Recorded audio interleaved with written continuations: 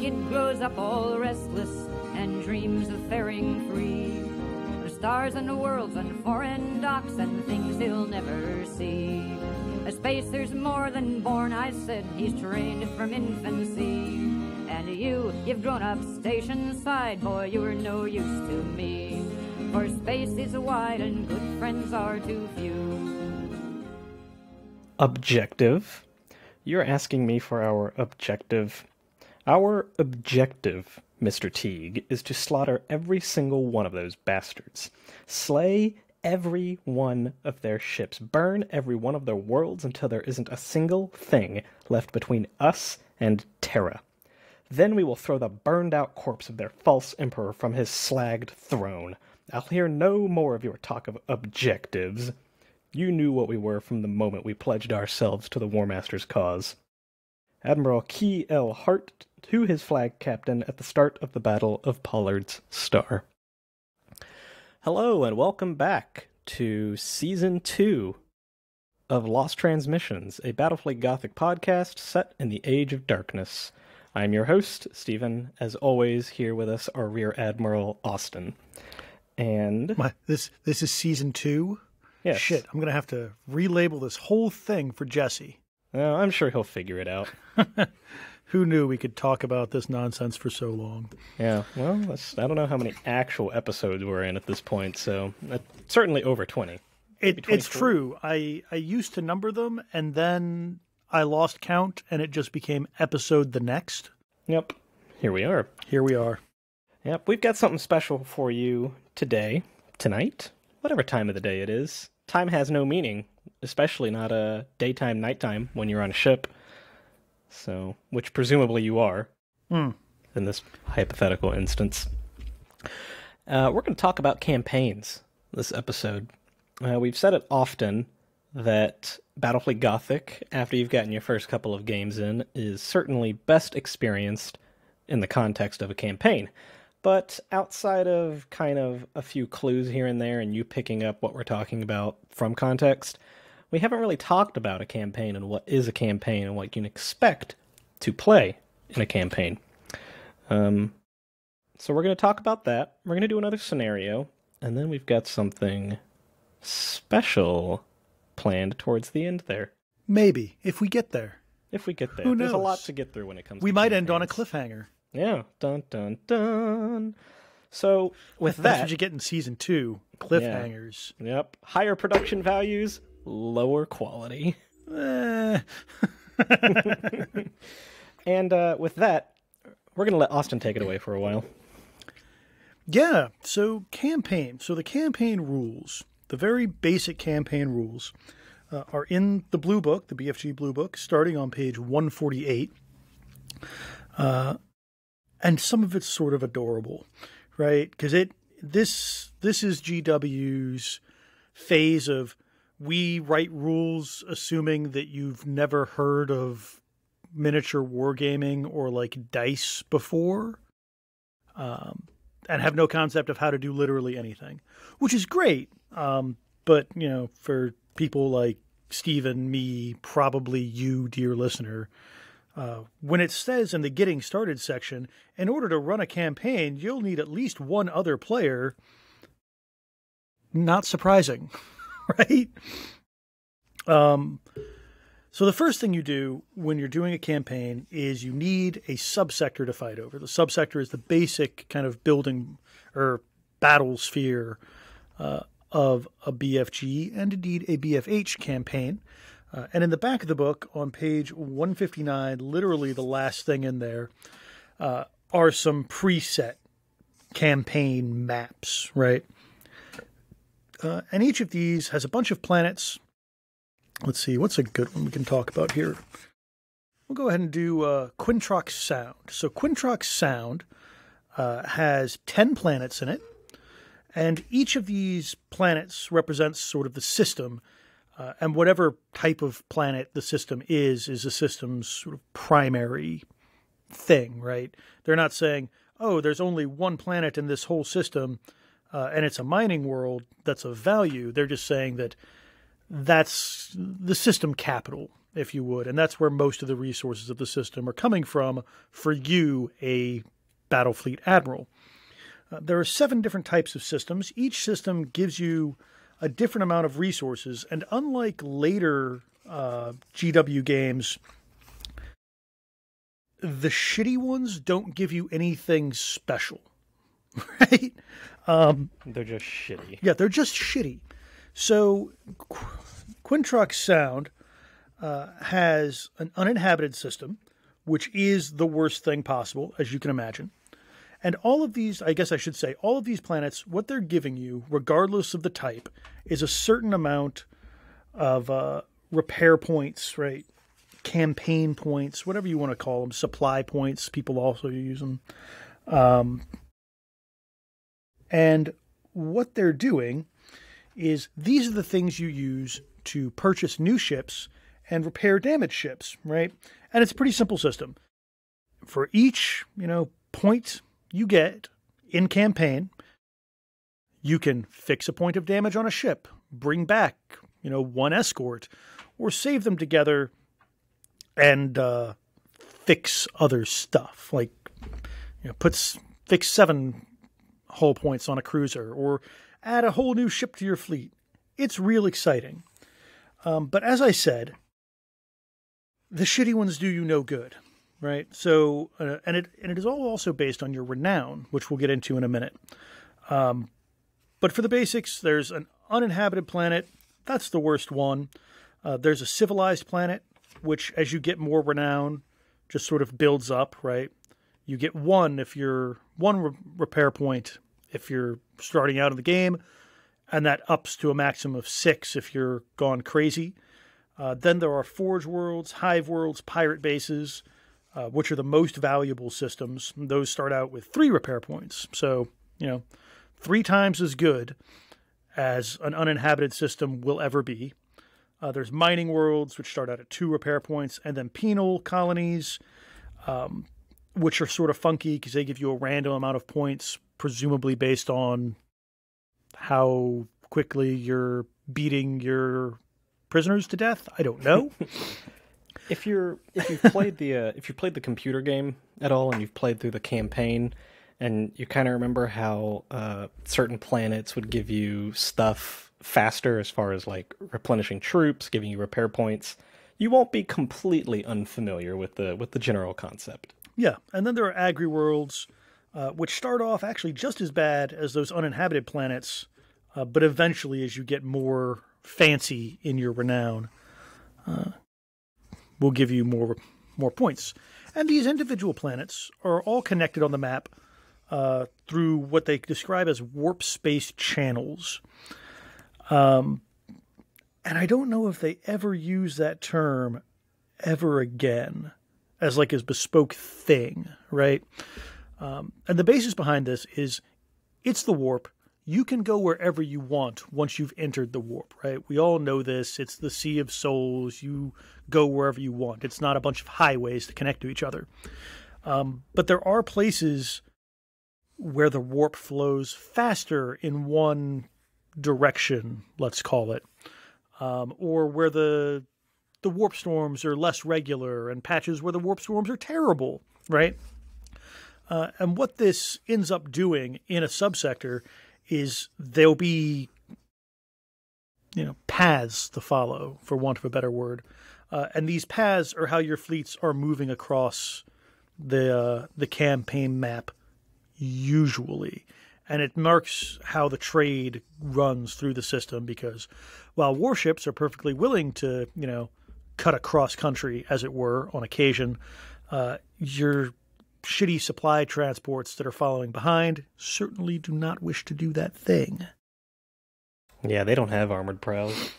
Yeah, right? Or Geller fields that really work 100% of the time. Let's not think too deeply on that. So that's your map, right? And each player will either choose a starting planet or have one randomly assigned to them, however you feel like doing it. It's not that big a deal, but you do want to keep in mind when you're starting a campaign that because the planets all have different values, don't put all the good ones next to each other and all the crappy ones like in a corner somewhere, or that'll just screw a player, or nobody will end up going there, right? So you want to think on it, right? Maybe the hive world is kind of at the center of the net of all the other planets, and that's what you're all fighting to get. Or, maybe it's the other way, and maybe all of the crappy uninhabited planets are at key points and like strategic points in the map. So you have to go get them if you want to go attack, the hive worlds and the civilized worlds and places like that. And there are a bunch more. Like I said, there are seven in the main rulebook, and there are tons and tons of others. There's actually, for those of you that want to get real fancy, one for the Third War of Armageddon. There's the actual Armageddon subsector map, which, for those of you in the know, Armageddon is Olanor. So if you want to do a Olanor, fight in the Olanor subsector. I think you can find that in Armada here. Yep, here it is. Yeah, it's already made. It's ready to go. It doesn't even need you to do anything to it, which is nice. Huh, I'm looking at some of these maps here, and I brought up the Battlefleet Gothic computer game. In the second one, you go to Skelis subsector and Scaris sector, and the designers pretty much just took the maps straight out of the back of the rule books to use as same thing with Chinchara. That's awesome, right? Yeah. That shows you're paying attention to the fluff. You gotta And love if it. you want another little fun Easter egg, over there on page 159 with these other sector maps, take a look at subsector Aurar, and pretty close to the top right-hand corner of the map, there's an interestingly named planet. I'm not going to tell you what it is. I want you to go look for yourself. Well, now I've got to go look at it. Yep. Aurar in the Aurar. top. Yep. The top. Oh yeah, look at that. Yep. Huh. Surprise! Delightful. Yep. Good times. Bless. May he live forever in our hearts and minds. Indeed. So yeah, now you've got your map, you've got your starting position, and the next thing you're probably thinking about is, what the hell are we actually fighting over? And there's two ways to win a campaign, right? And it depends on, what everybody playing the campaign decides on, right? One is the standard, conquer every planet in the system. Don't recommend that. Or in the subsector rather, recommend you play like conquer 60% or, some fraction of the map rather than the whole map. Just because if you try and take every planet, when you have 9 and your opponent has 1 left, guess what? They're never going to play that last game. Yeah, That's you've not won. exciting. Congrats. Yeah, You've won in everything but name. Yeah, like it's like losing your main base in StarCraft. Oh yeah, I still got that one friggin' command post out there with my three drones collecting minerals. No, it's done. The other way to do it is you race to a certain amount of renown. Now, renown is what you get for fighting battles and doing well, right? So it turns out to be about the same thing. The biggest difference that I've noticed, because I've done a lot of BFG and BFH campaigns, is that playing for renown, it feels easier to catch up, even though it seems like people get more discouraged when they fall behind. But if you're playing the basic campaign, just like with these rules, no addendum, because like all things BFG, BFH, there's a million homebrew stuff out there. Most of it pretty good. He says, not bragging at all. And it was designed, like the original game was designed for renown, because you're an admiral, right? You're not War Master Horus in this campaign. You're not even Perturabo, right? You're not Abaddon, probably. You're just a dude. Yeah, you're an Auxilia Admiral, bound to Fulgrim. Or, you're Pollux, right? And when... You're not even Pollux. Well, I meant that in the sense that, when Dorn says jump, you jump and be damned the consequences. Mm-hmm. Yes. So that's what you're about, and we'll get more into Renown here in a minute. Then you have starting fleet sizes. They recommend 2,000 points. I recommend 2,000 points as your starting fleet.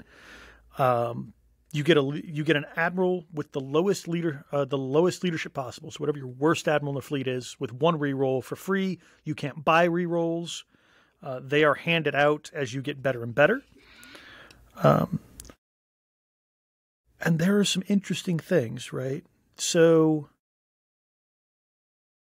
you have to, there's a lovely thing here. So each player has his own fleet registry, right? That's where you keep notes of your ships, the date the escort squadron was commissioned, i.e. bought, along the class of ship, when it takes its fleet trials, i.e. it's assembled, painted, and its leadership is rolled for, its campaign history, and its loss if and when they occur.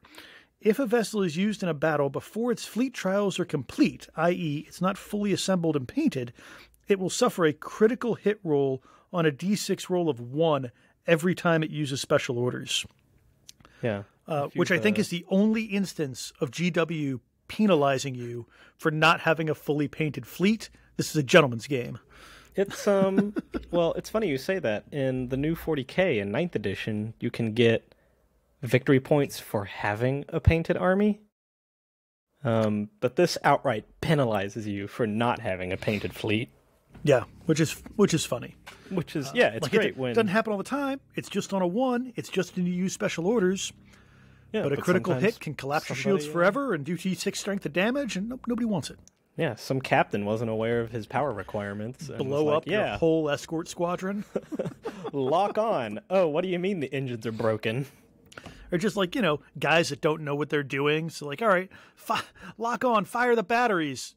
What do you mean you didn't have the baffling screens up and every crewman in that hold is dead? Yep. No, that's why you don't sail before the trials are done.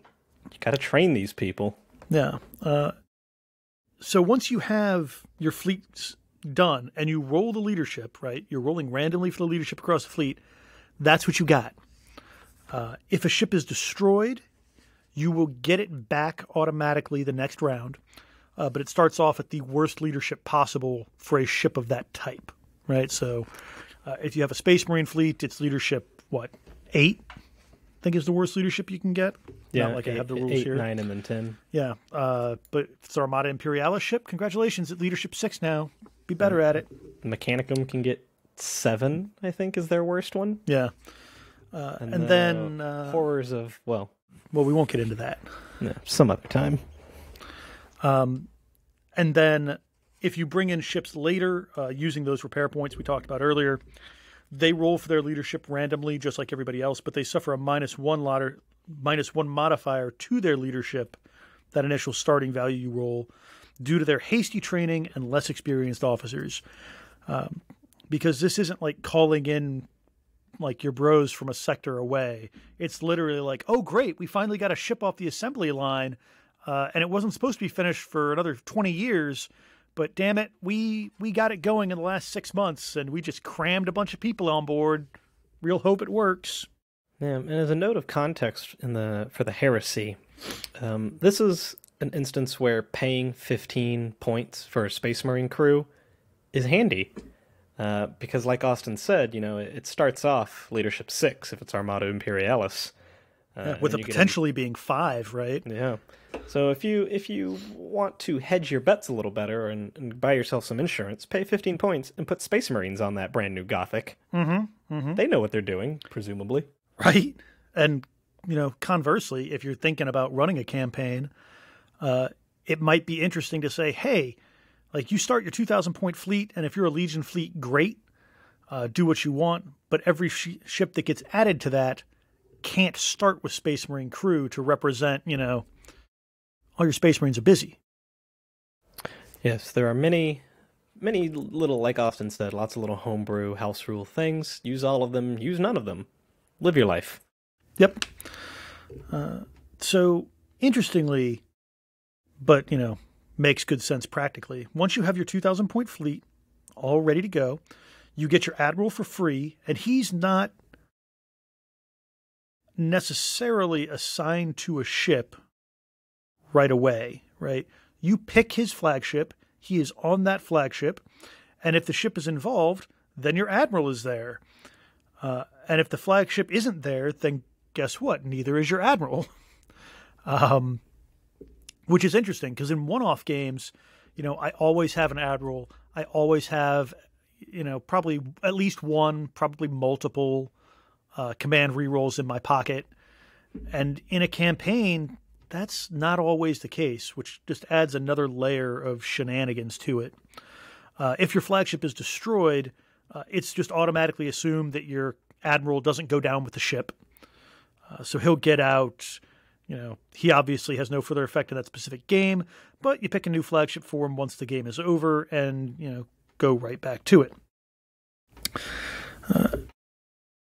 And that's the basics, right? Then you're all set. Then you're ready to fight you some battles.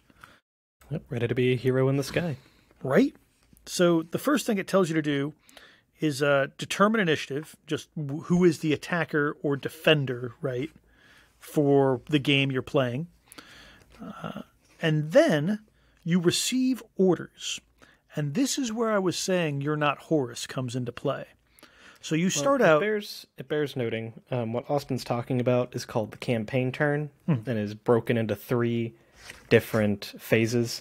There's build-up, and this is where he is right now, where you're kind of figuring out what's going on. There's you actually fighting the battle, and then there's the aftermath. Yes, excellent point. So this is all in the build-up phase, right? You determine the initiative, which is just a roll-off, but the person who has the least amount of systems gains a +1 to the die roll, which is exciting. Then you receive orders. So fleet commanders have a large measure of autonomy, right? You're given a broad set of objectives, and you're expected to go do the work. But remember, you're part of a galaxy-spanning war. There's always someone more important than you are telling you what to do, unless you are literally Horus or...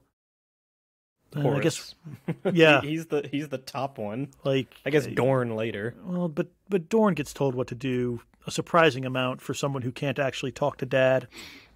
It's because he sucks. He's not great, ladies and gentlemen. Or, lady and or gentlemen. I don't know how many of you listen to us. It's madness. 2. There's at least 2. There's at least 2. Very well. And both of you pay attention. So this is to represent that higher authority figure passing down the scheme they want you to execute. And it's a simple D6 roll. On a 1 to 2, your orders are to perform a raid mission. And on a 3 to 6, you fight a battle. And then if one player has 21 renown points or more, so once you're kind of good enough that you're, that Dorn decides, yeah, you can handle this subsector on your own. I have more important fish to fry. Once you become Sigismund. Yeah. Well, not Sigismund, because he hates Sigismund. Ron? Once you're Corswain. Yeah, we need to just be Corswain. Yeah, we need to just find not an Imperial fist. Yeah. Once you're Corswain, you can do what you want. And so this is either player, right? So it's not I'm the attacker, I have 21 renown, I decide to fight a battle. If the defender has 21 renown or more and the attacker only has 15, the defender gets to pick, right? Which sort of represents, I guess, the possibility that the guys who are technically in charge of the whole war maybe don't quite know what's going on in your subsector. Yeah, and it bears noting right at this point is that one of these players could be at 21 when the battle starts and not be 21 when the battle ends. It is possible to lose renown. It absolutely is. And then fall down the ladder. Absolutely. Absolutely. And if both players are 21 renown or better, it's a roll-off to see who decides. But honestly, when we play, once both players have hit that 21 renown, we generally let the attacker pick whether it's going to be a battle or a raid. That's, again, a million different ways to do it. These are just the way GW thought about it in the year of our Lord 2000. And another note for context in the Heresy, Glorianas in this instance. Obviously, you shouldn't be using Glorianas unless your opponent and you have all come to the consensus that, yes, super giant moon-sized battleships kick ass, let's do it. But Glorianas represent a certain complication when it comes to fluff, being that the Primarch drives that thing. So it is our suggestion that if you're playing a campaign, you should not have access to Glorianas until you reach a certain level of renown. Don't start with them. Because a Primarch kind of screws with the whole you're not Horus thing. Yes, because indeed you could be Horus. You might be Horus, yeah. Yeah, it also makes things nasty because you'll... So let's go back to the battles, right? That raid mission, 500 to 750 points. The size of battle is determined by really both players, right? Yeah, you kind of negotiate. It's not the attacker's like, we're going to fight for 750 points. Go. Yeah. Although, again, in the campaigns that I've run, like as I got more experience with it, I do tend to let the attacker dictate the size of the battle because you're not required to bring, 1,500 points to the battle. Your opponent can bring 1,500 points all they want. But if you're like, man, my fleet's beat up, I don't think this is a super important game to win. But you know what? I'm playing the Exterminatus mission, so I know I'll get a bunch of free defenses, and I know I can damage his fleet. So I'll roll in with like the 1,200 points of ships that are undamaged and see what happens, right?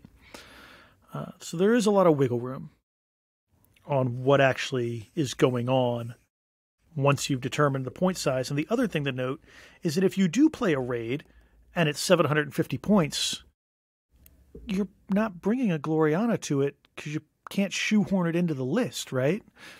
Like, she's big. Yeah, like there comes a point where, oh yeah, I've got so many battleships, this is going to kick ass. Great, you can only bring one battleship in 750 points. And you got to work kind of hard at it. So, So it's to encourage players to bring a balanced fleet list with more little things than big things, which is, dare I say, historically accurate, because the little ships were the ones that were getting all the work, right?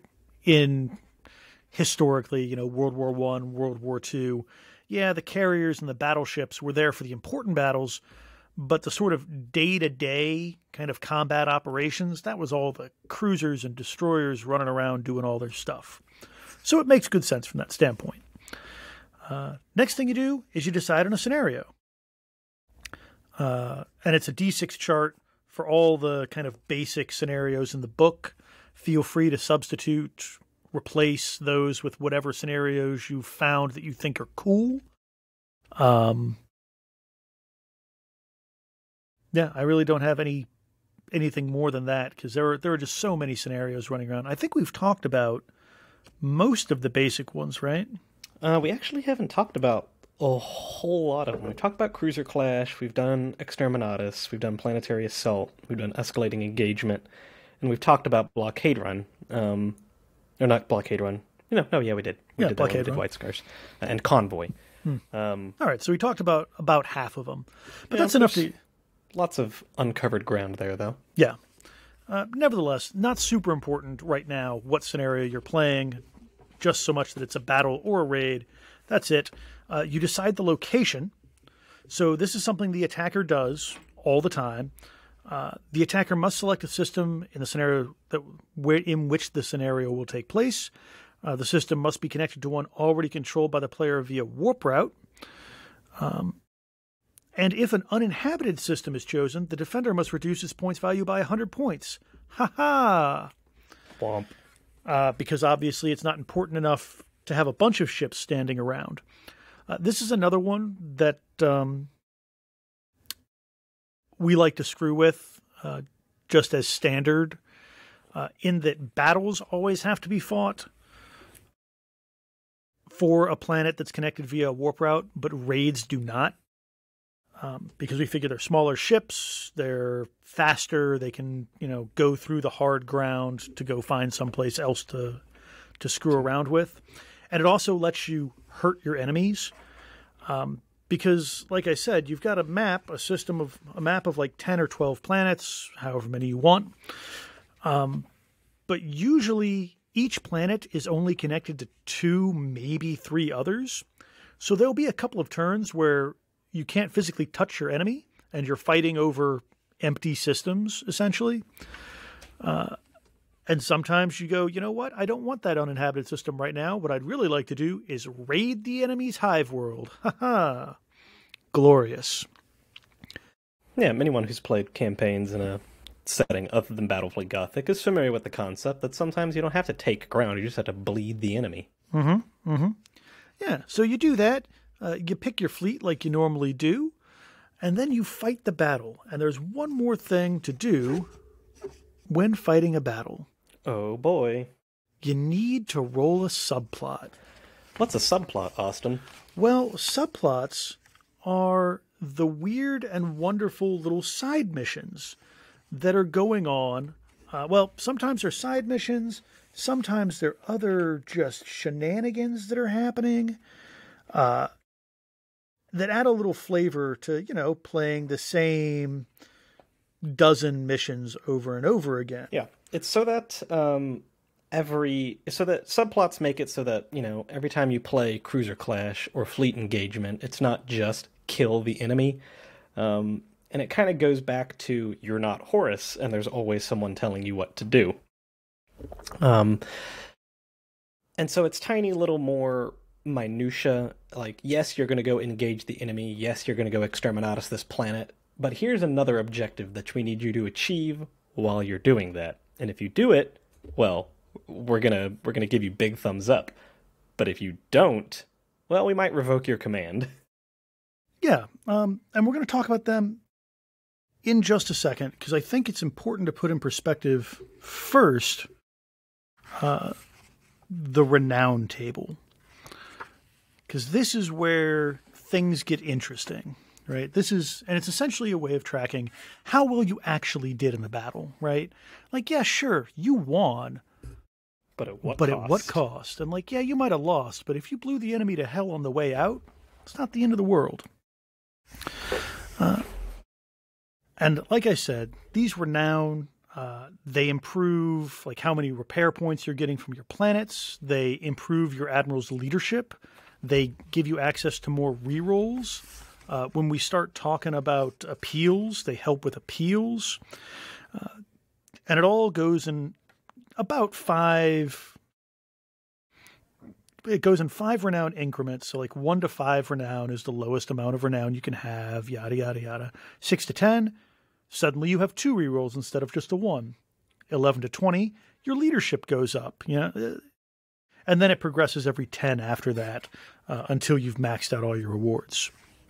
So and that's... It bears noting as well that in the original Battlefleet Gothic, there's 4 different promotion tables, one for Imperial, Chaos, Orc, and Eldar, and I think there's some more in Armada. But for the purpose of Battlefleet Heresy campaigns, if you're playing as a Legion, or if you're playing as the Armada, you're just going to use the Imperial promotion table. If you're playing as Orc and Eldar, naturally use that. I say this because there are different things based on your rank. Actually, it might just be for Chaos with those marks. Yeah, the Chaos. Well, and that's the difference, right? Like the Imperial promotion table, for example, can get you a maximum of 4 rerolls and leadership 10, and you start at leadership 8, which isn't great for a Space Marine Admiral, right? But presumably you're some guy that didn't really do fleet actions before this, Oh God, I was in charge of the tank company before I got this job. And for the Chaos one, you never get more than 1 reroll, but you get the marks of Chaos, which don't really apply for a lot of the Heresy Legions. Mm-hmm. Though I guess if you really wanted to, you could be like word bearers and run the Chaos promotion table again. Use as many homebrew rules as you like, or as few. Yeah, you do what you want. System for a dead game. If you can find a way to, finagle them in, like Austin said, go for it. Yeah. But back to this Renown table, right? So keep in mind, you progress by levels either in 5s or 10s, right? So winning a battle, 2 VP. Winning a raid, or 2 Renown, sorry. Winning a raid is 1 Renown. Victory points earned are victory points divided by 100 rounded up, right? So if you destroy 100, if you win the mission by 100 points, you get an extra point of Renown. Great success, right? Mm-hmm. And it bears noting that victory points are calculated in Battlefleet Gothic. You might be more familiar with frontline games where it's, get a point for killing a squad, get a point for slay the warlord. Victory points are literally the cost of whatever ship died. Yeah, or a percentage thereof, right? Or a percentage thereof. You destroy a ship, 100% of its points are your victory points. If you cripple a ship, 25%. If you make an enemy ship disengage, 25%. Cripple and disengage, 50%. And then, of course, there are certain scenarios that grant victory points for other things, right? So it can go kind of all over the place. Then you have your subplots, which vary depending on how difficult they are to achieve. You get a point of renown for each capital ship hulk captured. And that makes things interesting, right? Because a lot of times in one-off games, once a ship is a hulk, you ignore it. Unless it's right in the middle of the enemy fleet and you want to try and blow it up to blow them up. But in a campaign battle, if you think you're going to win the fight, you don't want to blow up all the hulks because they're giving you renown, which is so valuable. On the other hand, if you're getting the crap kicked out of you and there's 3 hulks on the field, suddenly, yeah, all right, I'm not going to kill another enemy ship, but damn it, I'm going to hold out for another 2 or 3 turns if I can to blow up these hulks to deny my enemy renown. So it's another layer which I really, really like into Battlefleet Gothic. Mm-hmm. And capturing a hulk gives you resource points as well, doesn't it? I don't Or is think that so. Maybe that's just something we gave one of the rogue traders. Yeah, that's a rogue trader thing. The rule sets are starting to merge in my brain. As happens when you find the set of homebrew that you like and keep playing it. Is this original or not? I don't remember. Then you get +1 for fighting a commander with higher renown. So it's a nice built-in mechanic that can help catch you back up. If you fought a fleet with a higher points value and lost, you get +1 renown, which is great because, again, asymmetric missions can really screw you in a campaign. So it's nice that they give you some renown just for showing up. And if you fight a fleet with higher points value and 1, you get +2 renown. And that's also fun because not only does it, really give you the bonus points, if your 500-point fleet beats the 1,000-point enemy fleet, but if your 999-point fleet beats your enemy's 1,000-point fleet, congratulations, 2 renown. Success. Great right? success. Which is a whole other mind game. Once you really start playing a lot of campaigns, is that, okay, we've agreed upon a 1,500-point battle, but I'm going to do it 1,300 points and kind of, try to low bid to get more renown out of the battle, win or lose. And then you can lose renown, like Stephen mentioned earlier. Losing the battle or a raid is -1 renown, just because you lost. People will remember. And then for each capital ship lost, you also lose a point of renown. And all of that goes into it, right? So if you win the battle, all right, great. I've got 2 points for winning the battle. I won by 100 VP because it was kind of a close run thing. So that's 3 points to me. I captured 2 hulks, but I lost 3 cruisers. You're up 2 renown, It's hard, which is where those subplots come in. Mm-hmm. And there's 4 if you're using a Heresy campaign, and if you're listening to this, we assume you are. Mm-hmm. There's 3 different types of subplots. Well, 4, like I said. There's the Legacies of War, Chance Circumstances, Secret Ploys, and then on page 72 you can find the Heresy subplots, which is Victory is Vengeance. And Legacy of War is kind of a little bit concerned with individual ships. It's usually a pick a ship, this ship has to do X, Y, or Z in order to consider the subplot fulfilled. And it's stuff like gunnery practice, right?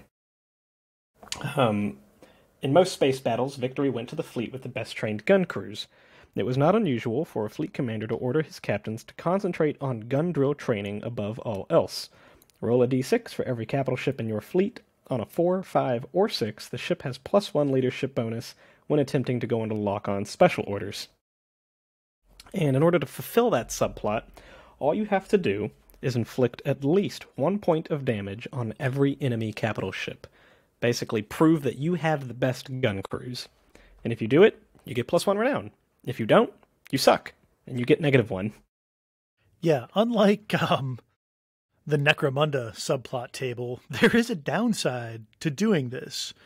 Because you can lose renown doing it. And it's not a requirement, right? You don't have to take a subplot in a campaign game. But because they do give you, like, you wind up chasing that renown, right? And for the most part, they are sort of do it and gain a point of renown, don't do it and lose a point of renown. But there are some exceptions to that. For example, there's Vendetta. As the war progressed, worlds were razed and populations were enslaved or killed. Enemy ships became infamous for their exploits, so it was a real boost to morale if these vessels could be destroyed. Nominate one enemy capital ship to be the object of your vendetta. Cripple or destroy nominated capital ship. You do it, you gain +1 renown. Fail, you lose 2. Right, because the enemy made a fool of you. Yeah, you were scum. And that is the other sort of thing that goes through, is that when they're easy, because really, like, destroy one of the enemy's capital ships. You get to pick the one. You should be able to accomplish that feat, right? Like, realistically. So if you don't, they punish you a lot. And the ones that are harder to do, sometimes you don't lose any renown for failing. Because they're a little bit forgiving. Yeah, they know it's not all black and white. Sometimes things get difficult out there in space. Yep. But Legacies of War is fun. I like that one, especially Vendetta. Yeah, and they all kind of tell a story about your fleet, which is cool. Mm-hmm. It's not entirely unheard of for players who have played with each other for a long time, like Austin and I, to just straight up pick Vendetta if they know that the opposing ships are on the same battlefield. Steven hates my Dauntlies so much. It's true. I do. And the next table, and again, it's roll a d6, one of them are random. The next one is the Chance Circumstances table. And this is shenanigans, right? This is where a meteor storm could come up, or there's warp storms and you have signaling problems. You could get random help from somebody. You know, you're fighting in a very built-up sector of space, so there's way more asteroids and dust clouds than there should be. Things like that. Which can make it's just there to screw around with the mission or deployment. And sometimes, although I will get into one of these. So remember I just said that the easier a thing is for you to accomplish in-game, the more it sucks when you fail. Unexpected help. In unexpected help, you may add a single capital ship or squadron of escorts totaling D3 times 50 points to your fleet before the game begins. They're free. They're not actually a part of your fleet registry. They just, oh, hey, guys, fancy meeting you here on the eve of battle. However, at least one ship from the reinforcements must survive the battle without being crippled or destroyed to continue its mission. If you succeed, you get 0 renown. Because you got free stuff. Yeah, so you got free stuff, deal with it. However, if you fuck it up and they can't continue their mission because they've all been destroyed, you lose 2 renown. And that's why it's a random chart. even though it is fun to kind of pick them on occasion. When that fucking hangman shows up, you just want to do the vendetta. Got to do it. Particularly making if certain Dauntless is on the field. Right, but making it random just gives you things like that, which is hilarious. And then there are the secret ploys table. As you would expect, it's all of the stuff. This isn't things that the Admiralty is specifically asking you to do, right?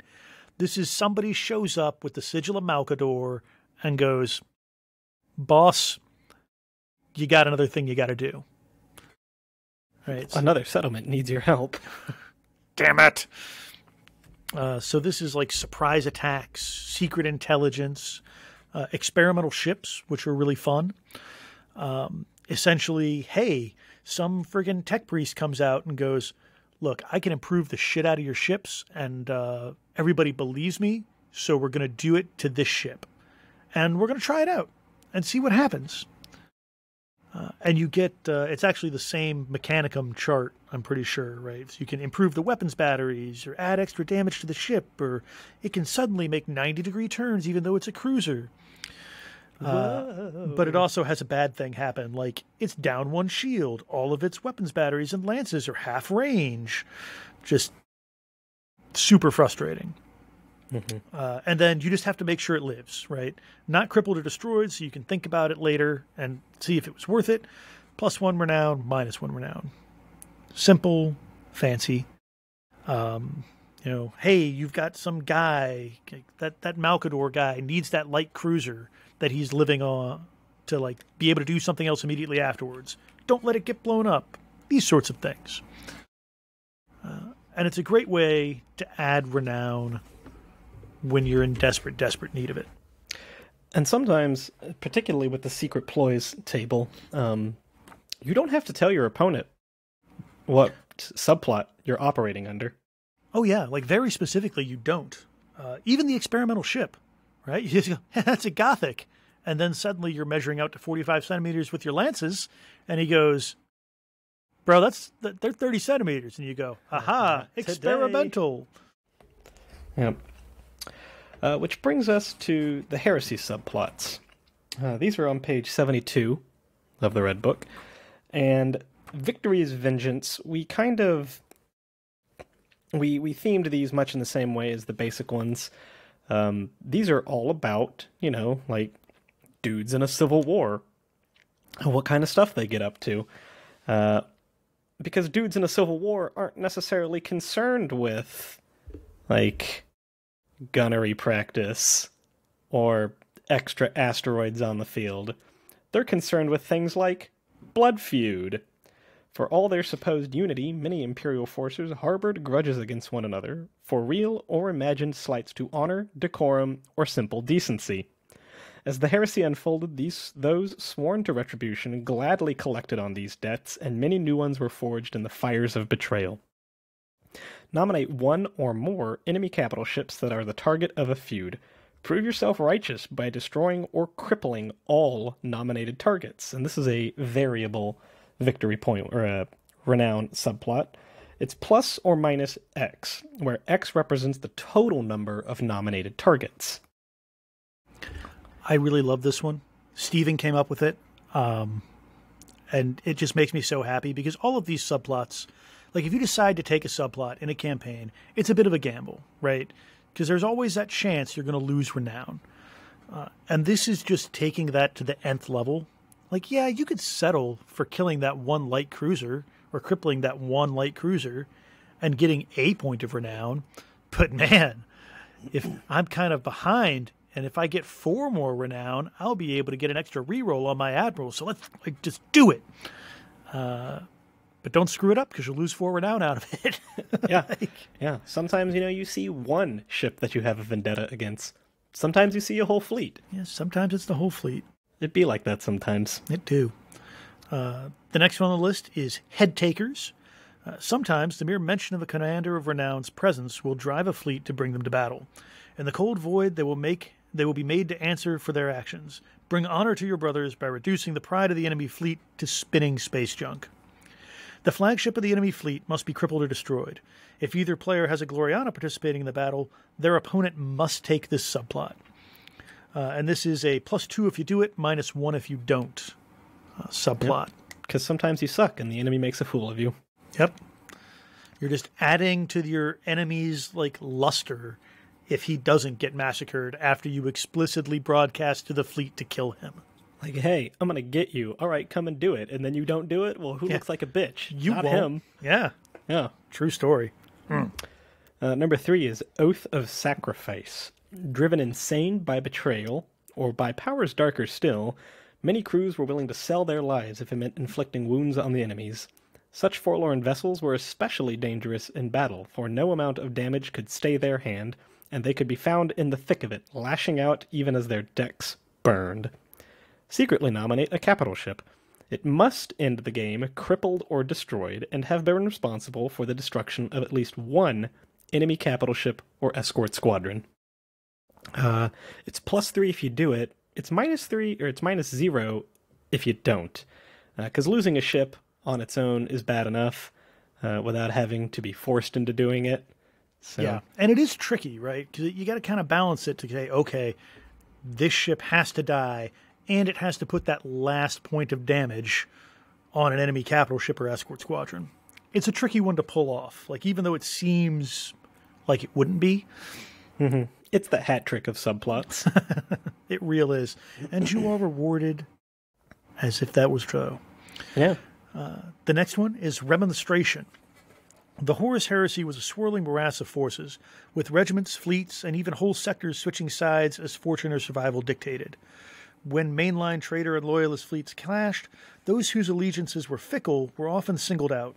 Both loyalists and traitors hoped that the destruction of such forces would show those allied to their enemy that their only hope of salvation was to change sides. Cripple or destroy every allied capital ship and escort squadron in the opposing fleet. Treat ships in a Legion fleet without Space Marine crews as allied ships for the purposes of this subplot. It's +2 if you do it. No renown lost if you fail. And this is another one that, you're rolling a d6 on this chart. It might not go down as you hoped. But then again, hey, it turns out that the only ships in this fleet without Space Marine crews are those 3 Cobras. Let's get at it. Yeah. Crippling or destroying large numbers of enemies is always kind of tricky, just because it typically means you have to get in there. At the end of a Battlefleet Gothic game, if one player is playing reasonably well, they're going to have probably at least one ship that's in relatively good health by the end of it. Whether it was sitting in the back pounding you with 60-centimeter guns, or it's just some 6-up armor battle barge straight in the middle of the fleet that can't die. Mm-hmm.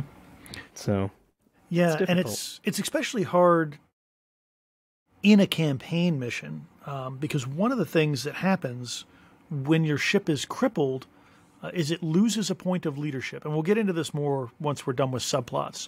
But what that means is when a ship's in a bad position, not even that it's already, it's been beat to crap already. Maybe it only has 2 or 3 points of damage on it. But if it's in such a terrible spot that it's going to blow up or going to, have 1 whole point left, a canny commander will run with it. Which not give up the victory points. Yes, not give up the victory points, not take the ding to leadership, not have to pay the repair points to fix it. So again, it's not an easy one as you'd think it could be. This next one is one of my favorites. Is public display. Misinformation by the Alpha Legion and numerous other factions on both sides meant that key leaders were frequently declared dead when in fact they were alive and well. The resurfacing of an enemy presumed dead proved devastating for morale. Traitors took to the habit of displaying the corpses of notable loyalists on engines and tanks. As the heresy progressed, loyalists would often distribute vid captures and stills of traitor commanders' corpses to prove to their populations that Horus's forces could be killed. When particularly notable captains and ships were spotted, admirals often ordered boarding actions against them so that their deaths could be confirmed and used for propaganda purposes. Nominate a single enemy capital ship with 8 or more hull points. That ship must be destroyed via boarding action. I gotta say, this is probably the rudest one we have as far as the renown up or down. Because it's +2 if you do it, which is great, but you lose renown if you don't. Mm-hmm. Which makes excellent sense from a fluff perspective, right?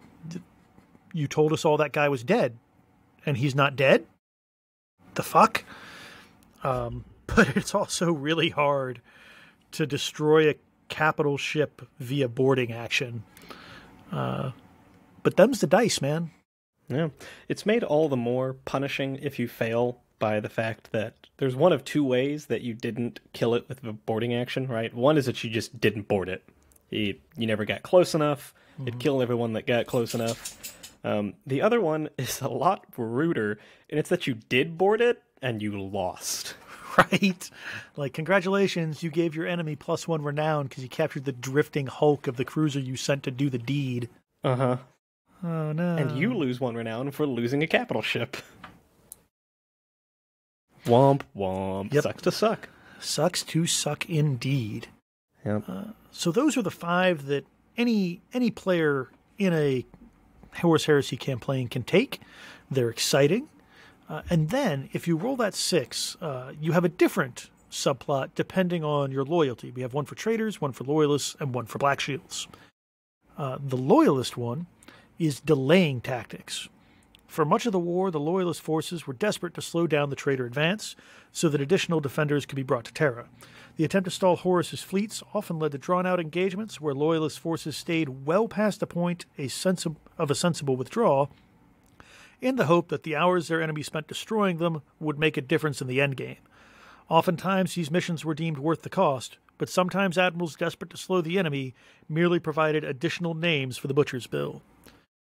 At the end of turn 10, or at the end of the game if a scenario ends in less than 10 turns, have at least 1 ship within 60 centimeters of an enemy vessel, or completely destroy your opponent's fleet. It'll get you 2 renown if you do it. It'll lose you 1 if you fail at it. And those of you that haven't played a lot of Battlefleet Gothic, Battlefleet Heresy might go, my God, at the end of turn 10? What the hell is going on here? That's not an unreasonable amount of turns for a Battlefleet Gothic game.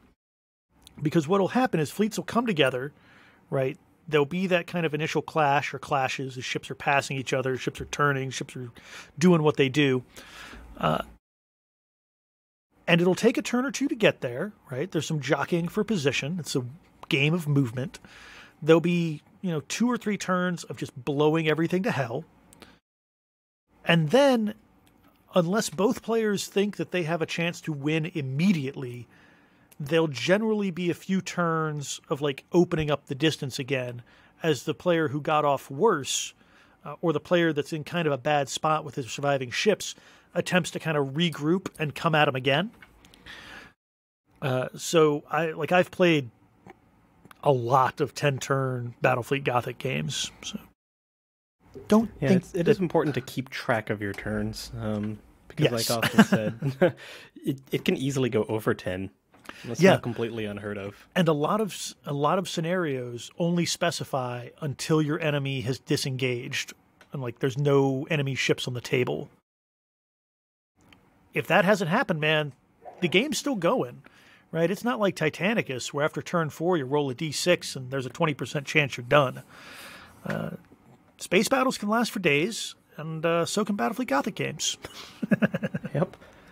Not one of those giant apocalypse games, but, in universe. Yeah. It's been a while. A week? 2 weeks? Who knows? Time is fake. It's true. The traitor one for number 6 is called Offering of Souls. Horus's forces rapidly came to the realization that sacrifice was required to earn their new patron's favor, either their own blood or the enemy's. But the gods are greedy, and failure to offer up sufficient sacrifice at the prescribed time often resulted in unpleasant results.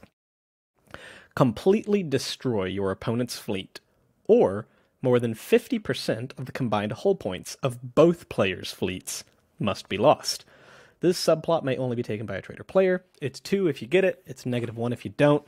because the gods are fickle. Boy, I hope you really, really like drawn-out games. Right, you gotta chase them down. Because, again, it's completely destroy your opponent's fleet. So if they run with somebody, you haven't destroyed it, right? Yep. And, in some, it's obviously way easier to accomplish this one in some scenarios than it is in others. Like Convoy, where you don't actually have a whole lot of ships if you're the defender. And you don't actually have a whole lot of ships necessarily if you're the attacker, because a lot of your stuff could be like deadfall ordnance, but we'll talk about that another time. The point being is that sometimes there's only a handful of ships that you need to blow up, and then other times you play a fleet engagement and there's a battleship and 4 cruisers. Yeah, this is certainly one that varies in scale based on the scenario. And then the last one we have is for Black Shields, and it's prize hunting. Black Shield commanders were frequently short of ships and men. Oftentimes, they would see battle as a chance to increase their numbers. Elite boarding teams would be assembled and a target vessel selected. The Black Shields would endeavor to damage this ship as little as possible with guns, instead boarding the vessel in an attempt to eventually add it to their fleet. At the start of the game, secretly nominate a single enemy capital ship. You cannot cause damage to this ship by any means other than boarding actions and hit-and-run attacks. If this ship is reduced to 0 hull points, it gains D6 hull points and is treated as being part of your fleet in all respects. It may not go on orders, cannot fire weapons or launch ordnance, and can only move its minimum distance. If this ship successfully disengages, it may be added to your fleet registry. Additionally, your enemy suffers -1 renown for losing a ship to such an ignominious fate. If the ship's previous owner fights a battle including this ship, it counts for the remonstration subplot and must be the nominated ship for public display, regardless of the ship's starting hull points. It's only +1 renown if you do it. It's no renown if you don't, because this is tricky. But it gets you a ship in the game. It really is. Not only does it get you a ship, it robs somebody else of a ship. Yeah, and remember, this is a campaign, right? So not only have you robbed them of that ship, but when it comes back, when it gets replaced by the lowest possible leadership ship that they have. And it saves you all the repair points of needing to build another ship, right? And again, if it's a 10 planet map and you have 5 of them and you're, in that 11 to 20, kind of the middle range of renown, 11 repair points isn't an unreasonable amount to expect. That's actually kind of the high end. And with those 11 repair points, you're expected to, replace all of your escorts that got blown up at 1 point an escort, repair all your damaged capital ships at 1 point per point of hull, and then whatever's left over, you can build a new ship with, right? So really, you're not getting new ships that way. It's hard. Black Shields don't care. They do whatever they want. Yeah. Just to steal someone's Black Shield radio. Yes. But then be the subplots. And we're going to take a quick break before we get into what happens after a battle when you're on campaign. So stay tuned. If you enjoy this episode, be sure to subscribe to us on Apple Podcasts, Spotify, or wherever you listen to this podcast. You can also follow us on Facebook and Twitter at RR30K Podcast. Visit our website, rr30k.com, is where you'll find the Battlefleet Heresy Compendium. Be sure to follow us on Instagram at Remembrancers_retreat. And if you really enjoy our program and would like to support us, be sure to go over to patreon.com/RR30K Podcast.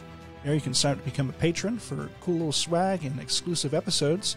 And right now I'd like to thank all of our patrons, starting with our Praetor tier, Alex Self, Chris Mack, Jacob Dillon, Garner Tree of Woe, Joe from Music City Heresy, Luke Rizzuto, Matthew Boyce, Mr. Baldwick, Nicholas Quenga, and Sar Luther. Our Legion Centurions, Andrew N., Angry Boy, Duncan, John Christensen, M. Tanzer, Queen Corswain, Scott LeMay, and the Original Applesauce. And finally, our Legion Sergeants, Aaron Maynard, Emily O'Hare, Garrett Lowe, Nick Gillen, The Zoe, and What Do I Call Myself. Once again, we appreciate your support very much. And if you'd like to become a patron as well, go over to patreon.com/RR3K podcast. Thanks again.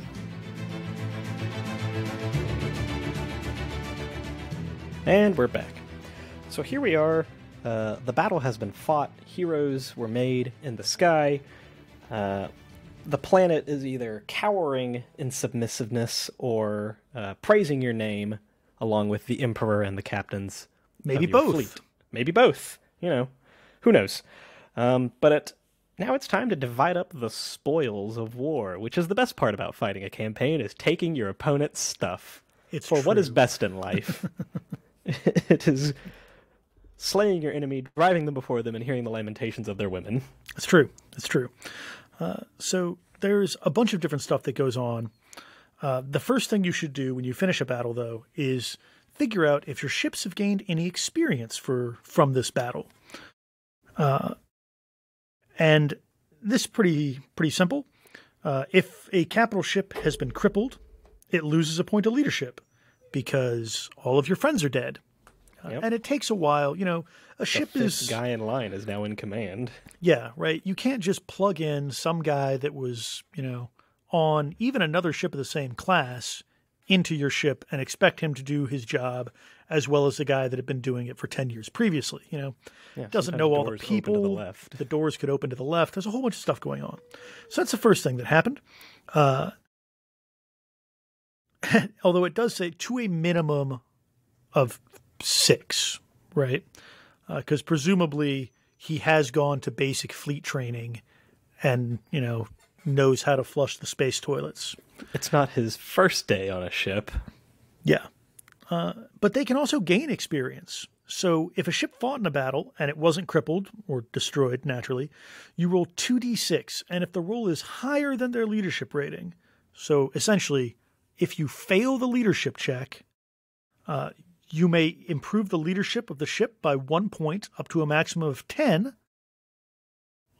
Or if the ship is already leadership 8 or better, you can get a roll on the crew skills table. And I tell you, there's some fun stuff here.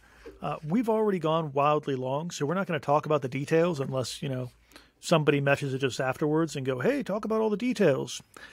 But it's what you'd expect from a skillful crew, right? It could be expert gunnery, excellent pilots, a disciplined crew, elite command crew. Some of these are the traditional, hey, you can roll 3d6 and discard the highest roll when you're doing leadership checks for a certain order. Legions that pass an order automatically should re-roll that one. But also, like, hey, you can, once a game, that ship can re-roll a failed leadership check or command check. It's pretty cool stuff.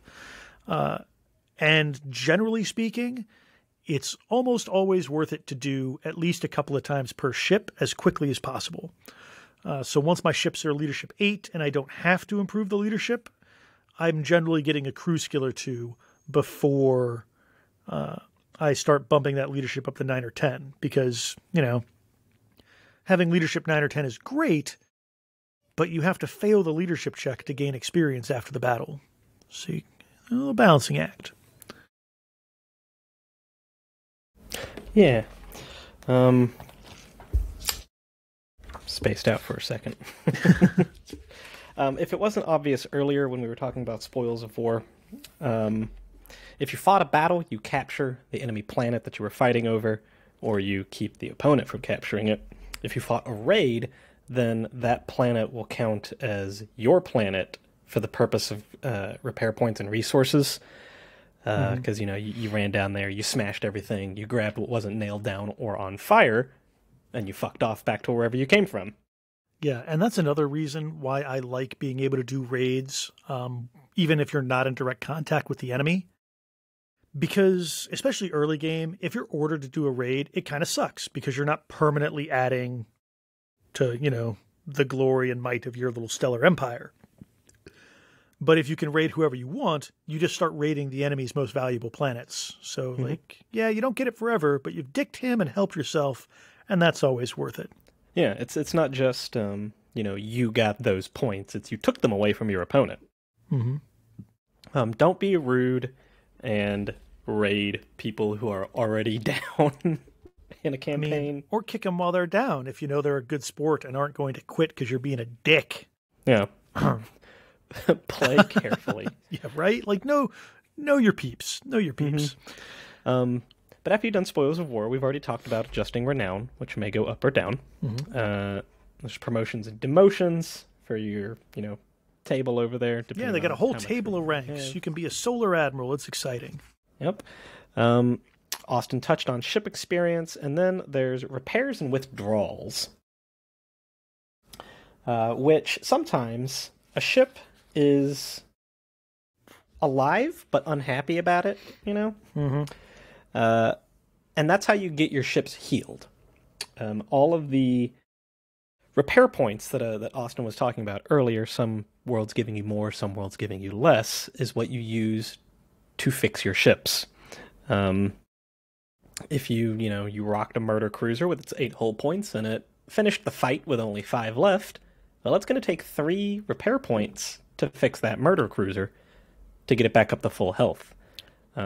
Which is the entire production capability of a Forge world until you have more than 10 renown, just to put that in perspective. It's a lot. Yeah.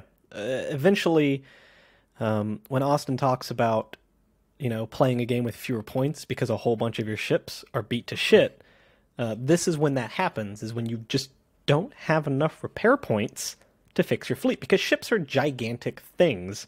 These are miles-long adamantium cities, and you can't just, pull into the Jiffy Lube and have someone refill your plasma and switch all your fluids out. It's a whole thing. Yeah. But there is a better way to do it. Better in quotation marks. You can send a ship out of system. And we've talked about this when we went over the Alpha Legion rules, because you can do that with the Gloriana. And that's, say you've got 4 cruisers, one of them is okay, one of them is really bad shape, 2 hull points left, and then 2 of them are just kinda hurt.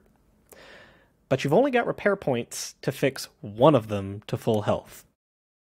So you take that one that's really beat to shit, and you just send it out of system. And it lives out of system for a turn. You can't use it in any games, but it comes back fully repaired the next campaign turn.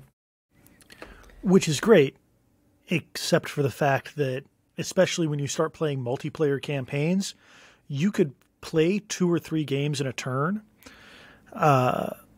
which gets dicey, right? So if you say, oh, hey, I sent these 3 cruisers out to repair because I wanted to spend my repair points on other things or hoard them.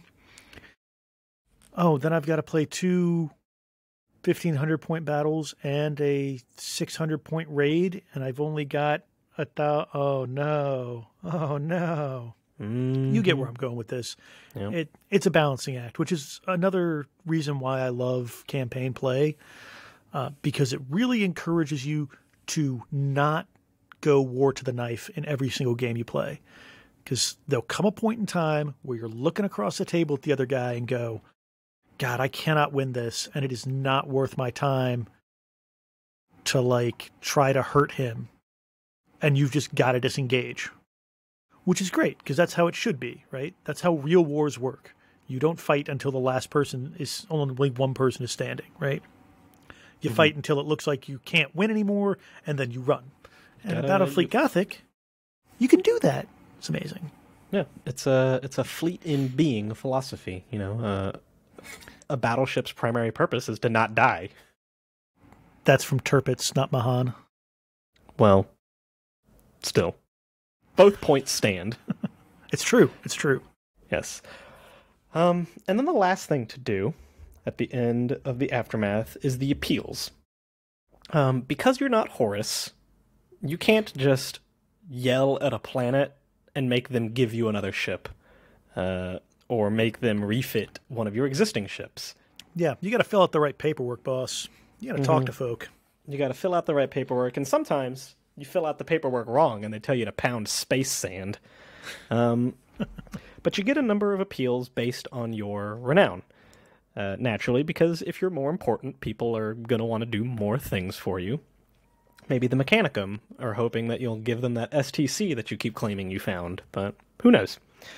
You can have anywhere between 1 and 4 appeals, again, based on your renown. Functionally, you'll have between 2 and 3, because unless you're a really bad, or it's really bad early. at Battlefleet Gothic, or really good, you're just not going to be operating on those far ends. So you generally have between 2 and 3 appeals, and appeals may be made for the things listed below. If you're allowed to make more than one appeal, you can ask for the same thing up to 2 times, and you may have each appeal granted, or you can appeal for different things. It's all up to you.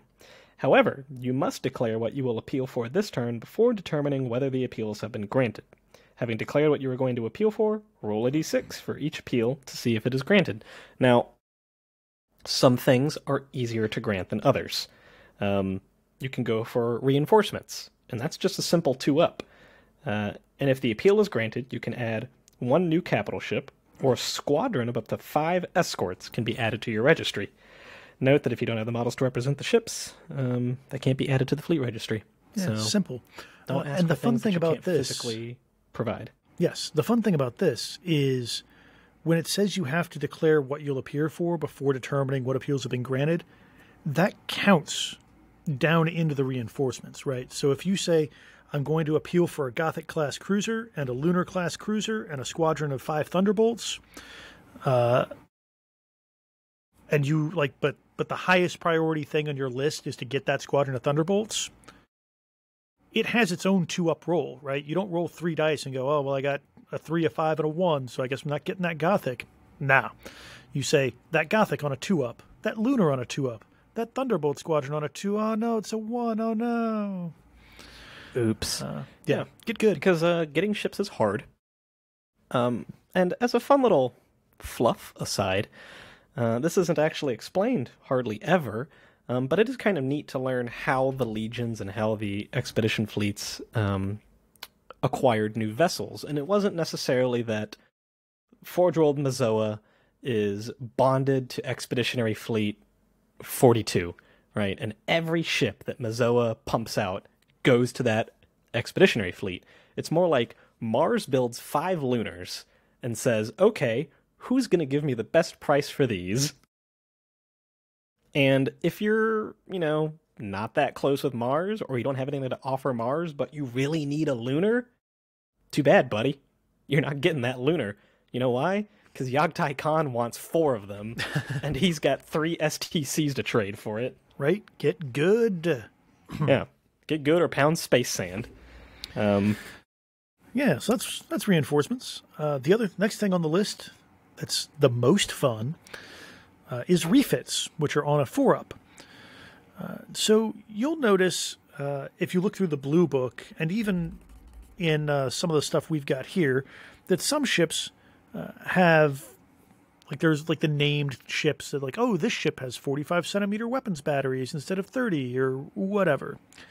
This is called a refit, and in campaign, you get a chance to do this on your own.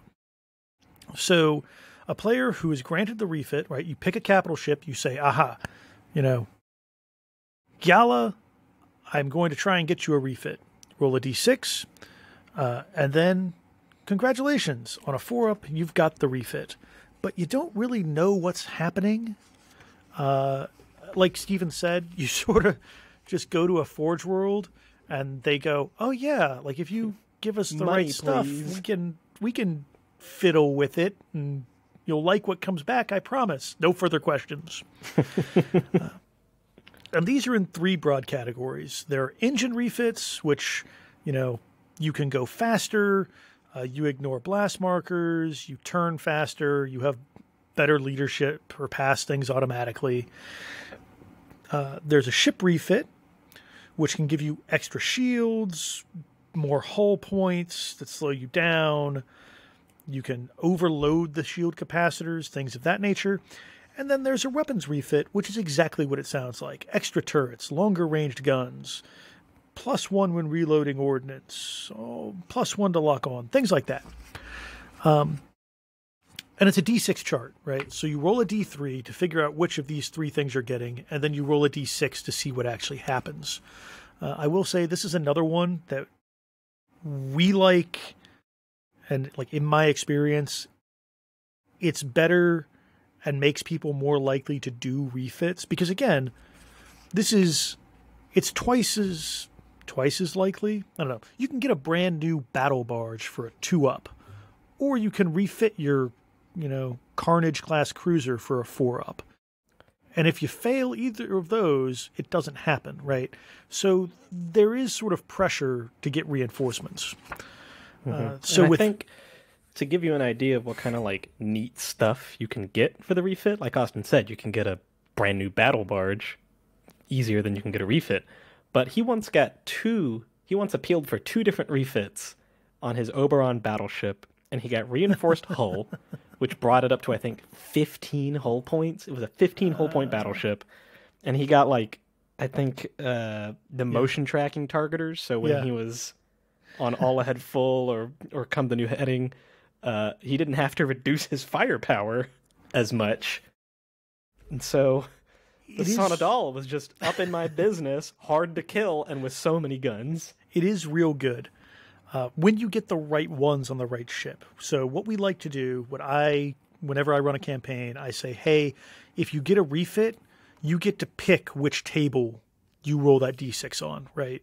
So going in, all right, my battle barge, I want it to get a weapons refit. My Dauntless, I want it to get an engine refit, right? So it's still random because you can get, there's a wide variety within that. But it makes it a little more worth it because you know exactly the type of thing that's going to improve your ship because it ain't for free. Every refit increases the ship's value or the ship's cost by 10%. And it stacks, right? So it's, if you have a 200-point ship, 10% of that, 220. Get another refit, another 242. I don't know math. That sounds right. No, you got it. Just don't go any further. Fuck. I'll have Jesse edit that out. I'm a genius. I know how to do math. So yeah, there's a lot of fun stuff, and that's what makes the individual ships really cool. Also, one of the things we tend to do is that if you get a refit, instead of getting one of these fun things, if a ship has 2 different profiles, so say like a strike cruiser, which you can build all sorts of different ways. If you get a refit, you can just change its profile from what it has to something different. Because sometimes you got to put on lances instead of having cannons. What do you want? Yeah. Or sometimes you realize, hey, he doesn't have any 6-up armor ships, and I could really use a carrier because all of mine blew up last game. Mm-hmm. Who knows? Mm-hmm. And then the very last thing on appeals, so reinforcements on a 2-up, even though ships are in-universe kind of hard to build and kind of hard to get a hold of. They're the easiest thing to do. You're in a war zone. It'll be fine. Yeah. Refits on a 4-up. Kind of tricky, kind of finicky. Sometimes the Magos will replace your captain with a dog. Who knows? And then there's the ambiguously defined other. And that's on a 5-up. Now, originally, other pretty much only applied to Imperial and Chaos, and, that's who the game was written for, so deal with it, Xenos. Sorry you don't get new models. Imperium players had access to Space Marines before Space Marines were like an actual fleet. And then Chaos players had access to the Forces of Chaos table, which was, kill a Thrall, get Berserkers, cool shit like that. Mm-hmm. Have demons be on your ship. Yeah. When you play the Heresy, you get neither of those things. Because presumably you're already Space Marines, so, what are you going to do? I mean, you might not be. You might not be, but you probably are, statistically speaking. Yeah. So it has been replaced with the Heresy Appeals table. In the Aftermath portion of a campaign, this table replaces the Space Marines and Powers of Chaos Appeals table. The appeals are granted on a d6 roll of a 5-up, roll 2d6 against the following table. And we're going to go through this before we wrap up. So the first thing, and the worst thing, if you roll a 2, Snake Eyes, Deceived. Where the commander sought allies, he finds only enemies. whether a contingent is not as loyal to the cause as previously expected, or was long ago overcome by assailants from another quarter, no help can be found here. In the player's next game, the enemy may include, for free, a single vessel or squadron of vessels that do not exceed 200 points, including upgrades. Oops. Yeah, we should point out at this point, dear listeners, that this isn't us being dicks. Every appeals chart, if you roll a 2, a bad thing happens to you. Like, Actually, the Chaos guys... The original Space Marine thing had a bad thing. The Chaos guys get smited. Space Marines just get a battle barge. Yeah. Only the Chaos table had a bad thing happen. Oh, I take it back. Yeah, Space Marines got a battle barge, or Imperial players got a battle barge. It's the Horus Heresy. Life is hard. Yeah, but since we decided that, space is wide and good friends are too few, that we should have a bad thing happen if you roll Snake Eyes. Mm-hmm. Mm-hmm. That's the way the Lord intended it to be. Very good things that happen. It's exciting. Mm-hmm. Yeah. Like number 3. Chanting their binary hymns, a contingent of Mechanicum vessels answers the commander's call. In the player's next game, they may include, for free, a single vessel or squadron drawn from the Mechanicum fleet list, not to exceed 300 points, including upgrades. The ship does not have to be modeled to represent Mechanicum loyalty, but gains +1 to their leadership if they are, because we like modeling. But know that, you're not going to have every single ship painted in Mechanicum colors just on the off chance. Yeah, but if you have one of those cool, old, heavy as sin metal Mechanicum cruisers... And I do. Knock yourself out, and baby. I love her. Yep. Number 4, a friendly force is able to spare a single vessel in aid of the commander. In the player's next game, they may include for free a single vessel with the Cruiser 6 or Cruiser 8 type. If the vessel is modeled as that of a different legion, it may use the appropriate legion trait should the player wish. Use common sense and narrative context to determine what upgrades, if any, are appropriate. If the necessary models are not present to be used, re-roll this result. Like maybe the Black Shield stole your Dauntless. Oh, no.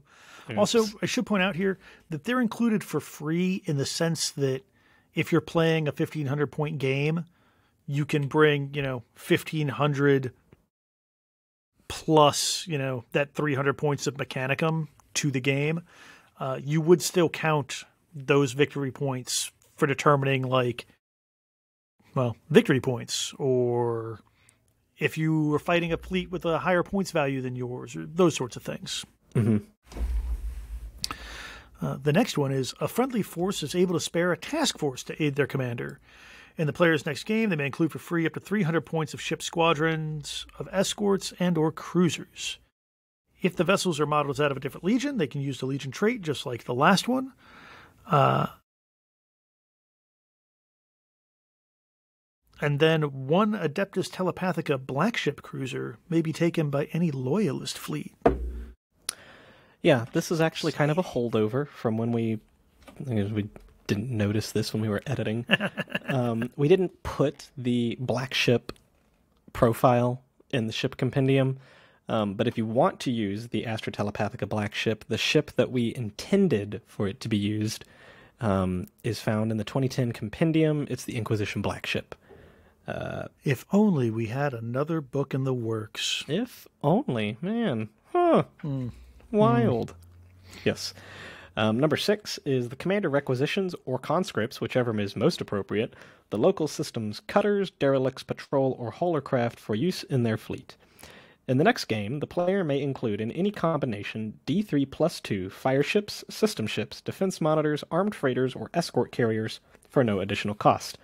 These ships do not count towards victory points. Use whatever models are available / appropriate to represent these vessels. Having free fire ships is never a bad thing. Yeah. Or escort carriers. I mean, they're crap because their leadership's atrocious, but it can be real funny if you have 5 of them in a squadron for that first turn. Yeah. It's all fun until torpedo bombers show up. Yeah. And these don't count towards victory points because nobody cares if you blow up some podunk, escort carrier. Nobody cares. It's true. If you blew them up, they've done their job. Mm-hmm. They soaked bullets, and what else are humans for? Yep. The next one is the commander is granted authority to station a single maniple of Void Aegis automata on a ship of their choice. Add +1 to any boarding actions, cumulative with any existing modifiers, conducted by this ship for the remainder of the campaign. Additionally, enemy hit-and-run attacks suffer a -1, in addition to everything else. So, just duct tape some Vorax to the outside of your ship. It'll be fine. Yeah, or put a Thanatar inside. Everything's fine. Yeah. Everything's fine. Number 8 is an elite company of Terminators has been sent to aid the commander stationed on the ship of his choice. This ship counts as being equipped with Terminators for the remainder of the campaign, which gives you +2 to boarding and hit and run. Additionally, this ship does not suffer the -3 leadership penalty of a bridge-smashed critical hit, although the damage is still applied and must be repaired in the aftermath of the battle. Because presumably these guys know how to run a ship, and have probably done more than a few void battles in their time. So, did your captain get atomized and ripped right out of his command throne? That's fine. There's a first company Terminator downstairs. He knows what's going on. He'll take charge. Yep. The next one is, a friendly commander has come in person to aid their stalwart ally. In the player's next game, they may include for free any single vessel with the Battleship 12 or Cruiser 10 type. Just like the other one, if it's painted like a different legion, use it like a different legion. It's exciting. Note, a Gloriana can only be taken if it is from the same legion as the player's fleet. So naturally, this is if you're not using our narrative Gloriana rules, you're just using the sort of scaled down but still very impressive rules. And this is kind of one of the reasons why we don't want you to bring a Gloriana in a campaign game. Not only are they unbalanced enough that it'll make life difficult if you're bringing it every other game. But there's a way to sneak them in there anyway. Yeah. Make sure that you don't bring a loyalist one if you're playing traitor and vice versa. Yeah, don't be that guy. Don't break the rules. Number 10 is by sabotage or judicial hit-and-run attacks by a friendly fleet, the commander finds planetary defenses and enemy fleet elements smashed ahead of their advance. In the player's next game, the enemy must reduce their points value for the battle by d6 times 30. If this battle is one that involves planetary defenses, reduce the available points of those defenses by d6 times 30 instead. This might cost you a cruiser if you roll really well. But it'll probably cost you all of the planetary defenses. Just because of how most scenarios, it's normally like D or 2d6 times 10 or 20. And this is just to be like, Alpha Legion got there, blew up all your space stations. Sorry. All your friends are dead. Oh, no. Yep. And then next, and one I like a lot, desperately needed materials and supplies are brought to you by the worlds under your aegis. The war continues. When spending resource points, the player has an extra 2d6 for this campaign turn, which is fantastic, especially in early days where you only have like 3 repair points to spread across your entire fleet. Having an extra 2d6 can be the difference between half of your fleet is out of the sector getting fixed and being able to jump on your enemy with all of your ships while half of his are out of the sector being fixed. Now, it bears noting that one actually kind of comes out of order. Normally, you're supposed to do repairs and things before you try and get appeals. So nominally, if you've decided to send a ship out of system because you don't have the resources to do it or to fix it, then you do the appeals and you roll this and you're like, well, now I have 12 more hull points or repair points. What do I do? Well, just mulligan it. It's fine. Well, they don't go away, Stephen. Yeah. You can bank them. That's true. No, it's just as for this campaign turn. Yeah, you have gained them for this campaign turn. Oh, that's true. And they go into your bucket, right? That was what we decided. Yeah. Yes. So decide amongst your friends. God, who worded this? Yeah. That is how it should be. Yeah. You heard it here first. Yep. Put it in the bucket if you want. But yeah, like if you and your friends can decide on it, make it happen. Yeah. Number 12 is kind of like not the appeals, the subplots, in that you get a special one depending on your allegiance. Austin, what's the loyalist one? Loyalist. Commendation or heartening news comes directly from Terra itself. Let none be found wanting. In the next game, when using a command reroll, roll a d6. On a roll of 4 up, the reroll is not expended. Success. Hooray! 50% of the time, it works every time. Yep. And that's crucial, early campaign when you've only got one reroll. Mm-hmm. Or, you spend half the campaign flip-flopping between 2 and 3 rerolls. Well, there you go. Now you got a little extra fun stuff. Yeah, can't go wrong with more rerolls. Mm-hmm. If you're a traitor, however, the dark gods have blessed the vessel of their choice. Foul warp stuff coils and forms in the wake of their adamantium emissary. Enemy ships within 20 centimeters of a nominated ship, nominally that should be a capital ship, may count as having one blast marker in contact with them. The traitor vessel has this ability for the entire battle. Additionally, once per battle, the ship may inflict D6 hits on a single enemy vessel within 30 centimeters.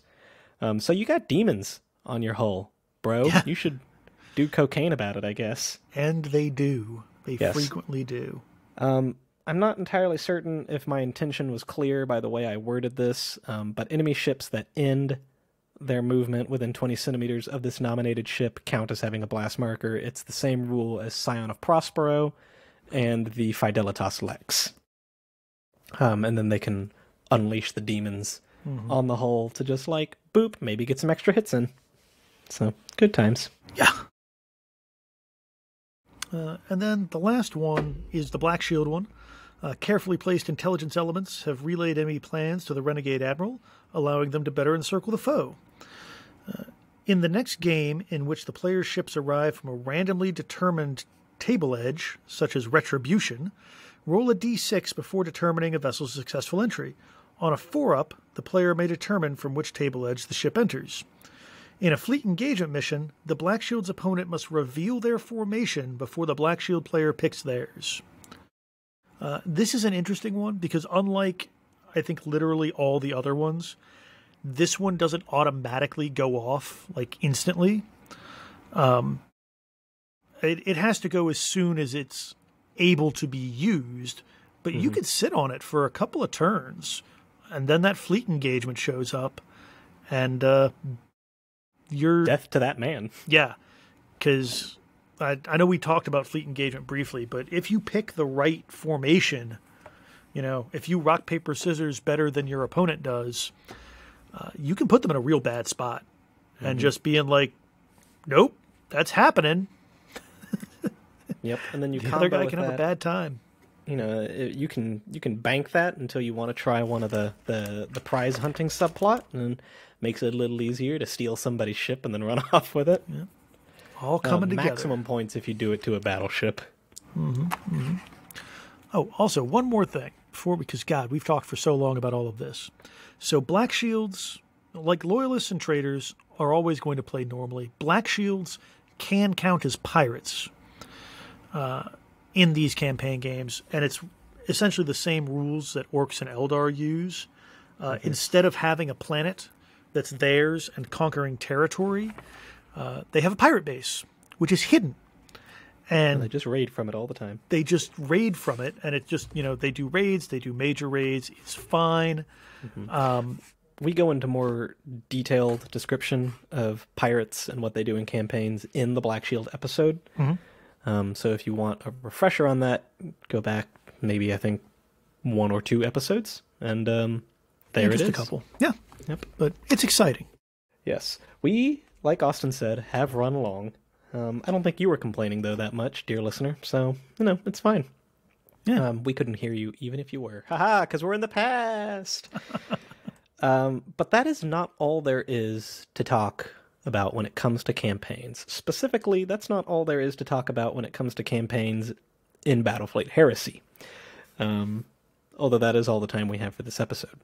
So tune in next episode when we talk about campaigns in the Great Crusade and enemies of the Imperium, coming straight out of Book 2. Dun, dun, dun! Yep.